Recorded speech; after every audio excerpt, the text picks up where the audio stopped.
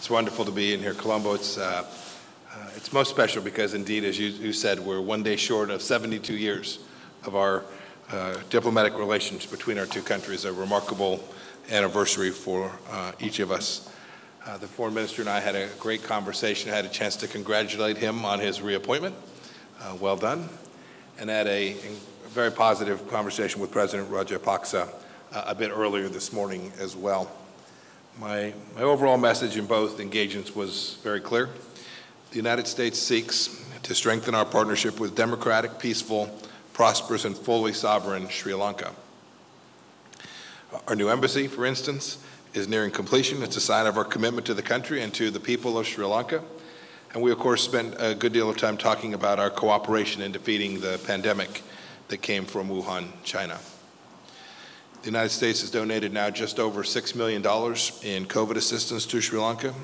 And early in the pandemic, Sri Lankan factories and garment manufacturers quickly filled hundreds of orders for high-quality PPE, and we are grateful for this output, which saved American lives. Thank you so much. President Trump is working hard with our private sector to develop vaccines and therapeutics to beat this virus and benefit our peoples and, indeed, the peoples of the entire world. We'll need the power of private industry to regain our economic footing now and in the future, and we look forward to working with the people of Sri Lanka on that matter. We talked about this a great deal. We talked about our economic relationship, great American companies that are here today. Brands like Coke and Oracle and IBM are here creating high-quality jobs. These American companies are the most reliable partners on the planet. They're accountable to the law, they're transparent, they're assets to the communities in which they operate. And as I conveyed today, good governance, transparency, and policy consistently will attract even more American investment. Those principles are deeply consistent with Sri Lanka's history, its heritage as the oldest democracy in Asia. We also had a wide-ranging discussion on our security cooperation, which helps keep some of the world's most vital sea lanes open, as the minister recognized.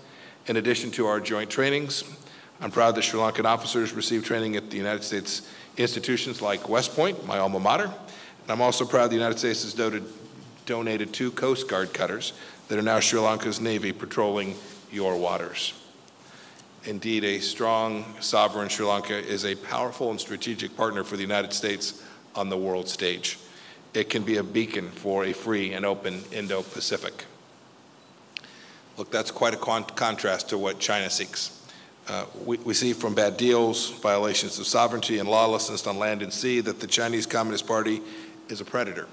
And the United States comes in a different way. We come as a friend and as a partner. Finally, this afternoon I'll travel. It's important for me to take a moment to go and visit the Shrine of St. Anthony, one of the 5 sites that was attacked by ISIS on Easter Sunday of 2019. I'll shortly have the chance to pay my respects to the hundreds of victims of evil terrorists, including 5 Americans. I'm proud that the State Department has offered substantial counterterrorism assistance to help Sri Lankans bring killers of Americans and their own people to justice. These Easter Sunday attacks represent the kind of sectarianism that Sri Lankans are ready to leave behind forever. Sri Lankans of all backgrounds, Buddhists, Hindus, Christians, and Muslims alike, want a peaceful nation where their human rights are respected. In his victory speech last year, President Rajapaksa stated that he is the president of all citizens, not of only those who voted for him. And as our two nations move forward, the United States is counting on those words to hold true. We fully expect that Sri Lanka will fulfill its pledges to take meaningful, concrete steps to promote accountability, justice, and reconciliation. Let us all stand together, Mr. Minister, shoulder to shoulder. We've seen some of the good that we can achieve for our citizens when we do, and let's do even more together on the strength of our partnership marked by democratic values.